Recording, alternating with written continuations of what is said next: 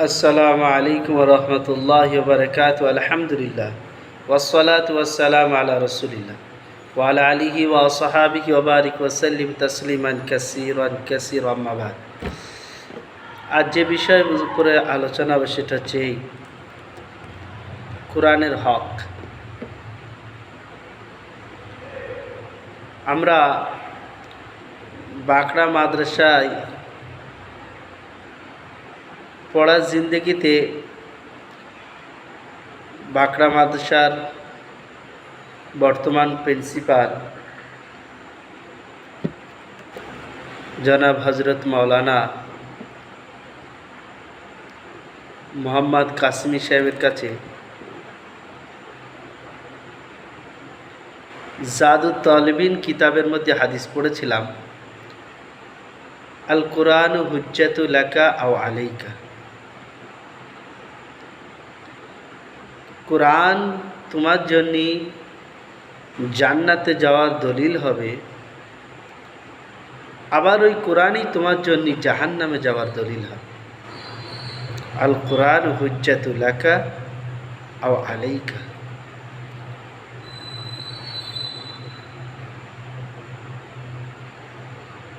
আমরা বর্তমানে কোরআনের সম্পূর্ণ হকই নষ্ট করে দিয়েছি। 100-র মধ্যে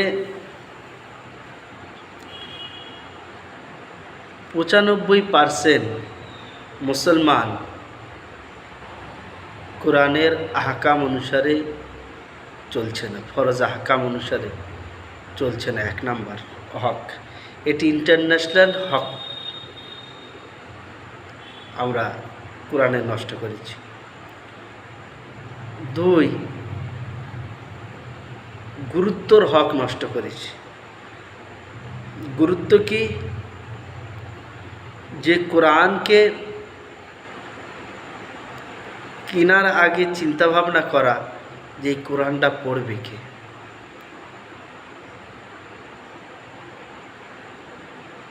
হঠাৎ করে আমি একটা কোরআন কিনে মসজিদে দিয়ে আসলাম,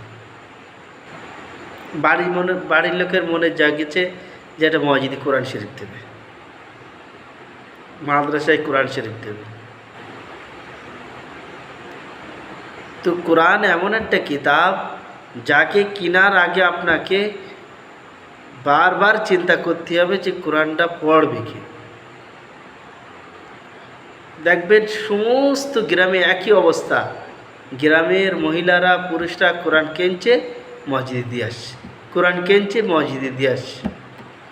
বাড়ি টিভি কিনেছে, কোরআন রাখতে অসুবিধা হচ্ছে, ওই কোরআন কোথায় রাখবে? মসজিদে দিয়ে আয়।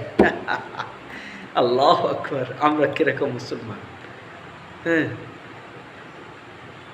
ওই জন্যই কোরআনের থেকে আমরা যে গাফলাতি, কোরআন থেকে যে আমরা উদাসীন, তার একটা প্রমাণ। কোরআন আপনি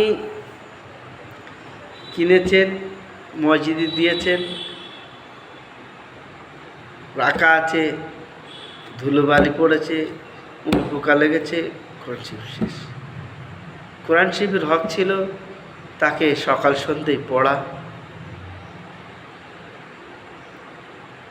তার ফরজ আহকাম অনুসারে জিন্দেগি যাপন করা, আদেশমূলক কোনো জিন্দেগি যাপন করা, আর যে সমস্ত কোরআন শরীফ নিষিদ্ধ করেছে সেই সমস্ত বস্তু থেকে বেঁচে জিন্দেগি কাটানো, এটা কোরআনের হক ছিল। নামাজ পড়ি নে, রোজা রাখি নে, কোরআন শরীফ ছুঁয়ে দেখি নে, কোরআন শরীফ জানা আছে কি না আছে জানি নে, কোরআন শরীফ শেখার ইচ্ছা করি নে, আমল করার চেষ্টা করি নে।